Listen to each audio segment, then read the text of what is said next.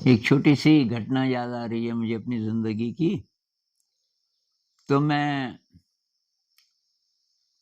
इस बात के लिए बदनाम था कि ये बहुत सवाल पूछता है और कभी-कभी ऐसी-ऐसी बातें बोल देता है जो कि बहुत ऑफ़ेंसिव होती थी।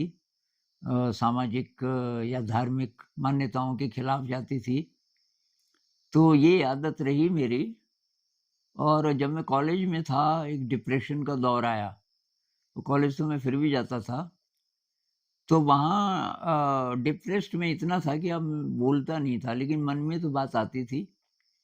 तो जैसे किसी टीचर ने कुछ बोला मुझे खटका, तो मैं सामने-सामने नहीं बोल पाता था, ना उसमें मुझे कोई सार्थकता नज़र आती थी। पर एक दिन क्या हुआ, बीए पार्ट 1 की बात होगी।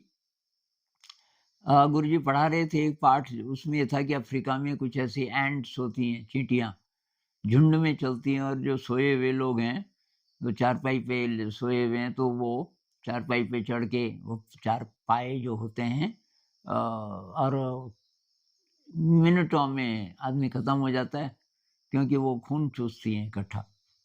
तो इसलिए उनसे बचने के लिए इंग्लिश में कैसा लिखा था मुझे याद नहीं, तो गुरुजी ने हिंदी मीनिंग ये बताया कि इतनी बड़ी-बड़ी तश्तरियाँ लोग खरीदते हैं कि जिसके अंदर खाट आ जाए और उसको मिट्टी के तेल से भर देती हैं तश्तरी को।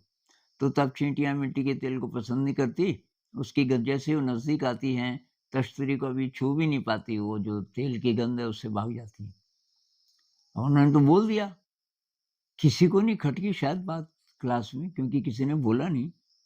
अब मेरे दिमाग से बात ही ना निकले कि इतनी बड़ी तश्तरी, उसपे तो बहुत पैसा खर्च होता होगा और फिर उसमें इतना मिट्टी का तेल और फिर तो कमरे का जो दरवाज़ा है वो भी इतना बड़ा बनाना पड़ेगा। भई 6 फुट की चारपाई होगी, आधा फुट और लगा लो तो 7 फीट।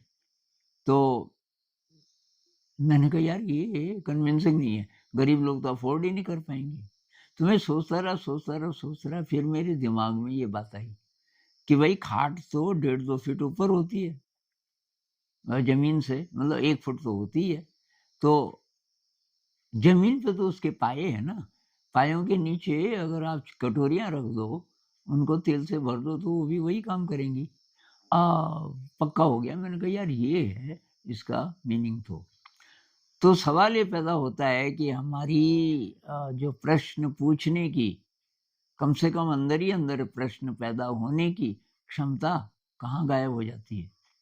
मेरी शायद ज़िंदा इसलिए रही कि मैं तो न तो शिक्षा व्यवस्था